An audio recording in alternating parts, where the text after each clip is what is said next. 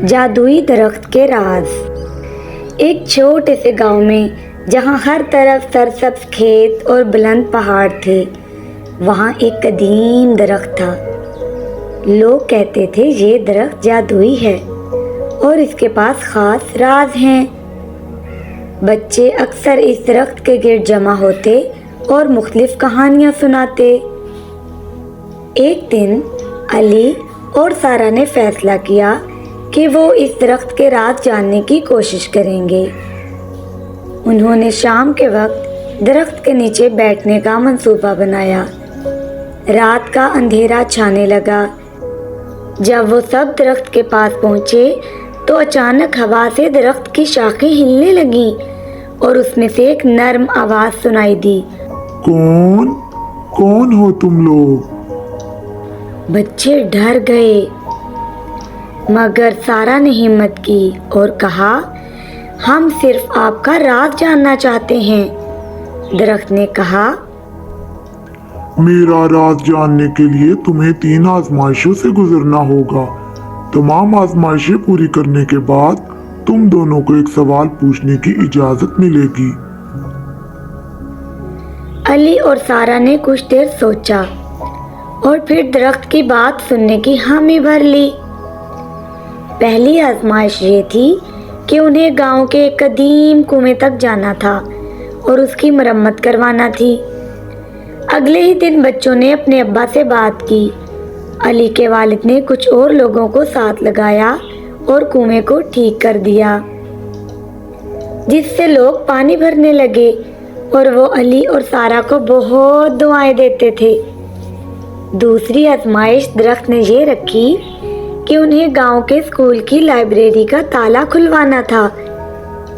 یہ کام علی اور سارا کے لیے کچھ مشکل تھا۔ علی اور سارا نے اسکول کے پرنسپل کو خط لکھنے کا منصوبہ بنایا۔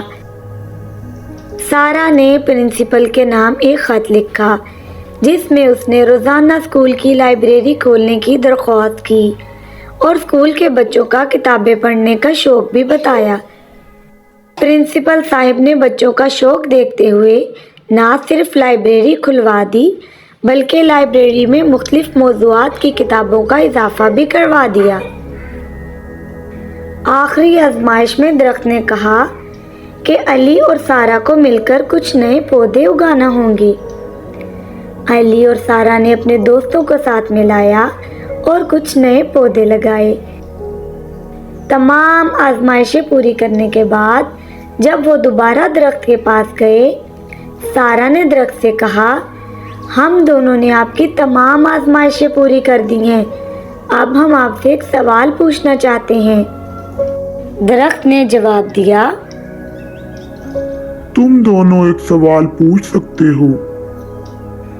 علی نے پوچھا کہ ہم ان تینوں آزمائشوں کے پیچھے آپ کا چھپا مقصد جاننا چاہتے ہیں۔ درخت بولا، ایک دن میرے سائے میں کچھ لوگ بیٹھے اور انہوں نے گاؤں کے کنویں کے خراب ہونے کی باتیں کی۔ مجھے بے حد دکھ پہنچا اور میری خواہش تھی کہ کسی طرح وہ کنواں ٹھیک ہو جائے، اور میری یہ خواہش تم دونوں نے پوری کر دی۔ ایک اور دن کچھ بچے میرے سائے میں بیٹھے تو ان کی لائبریری بند ہونے کی باتیں میں نے سنی اور میرے دل کو گہری ٹھیس پہنچی۔ بچے تو ہمارا مستقبل ہے، اگر یہ کتابوں سے دور ہو جائیں گے تو ہم ترقی کی سیڑھی کیسے چڑھیں گے؟ پیارے بچوں، میں تم دونوں کو شاباش دیتا ہوں کہ تم دونوں نے میری یہ پریشانی بھی ختم کر دی، اور جہاں تک رہی نئے پودے لگانے کی بات، تو اس کا مقصد آلودگی کا خاتمہ ہے۔ بچے یہ سن کر مسکرانے لگے۔ درخت نے مسکراتے ہوئے کہا، تم نے میرے راز جان لیے۔ اصل راز محبت، دوستی اور ایک دوسرے کی مدد کرنا ہے۔ اس کے بعد درخت کی شاخوں سے جادوئی روشنی نکلنے لگی اور درخت پر پھول ہی پھول نظر آنے لگے۔ علی اور سارا یہ منظر دیکھ کر باغ باغ ہو گئے اور خوشی خوشی گاؤں واپس لوٹے۔ ان کے دلوں میں ایک نیا جذبہ تھا۔ اب وہ ہمیشہ ایک دوسرے کی مدد کا عہد کر چکے تھے۔ گاؤں کے لوگ بھی بچوں کی دوستی اور اتحاد کی مثال دینے لگے اور وہ سب مل کر خوش رہنے لگے۔ اس کہانی نے ہمیں کیا سکھایا؟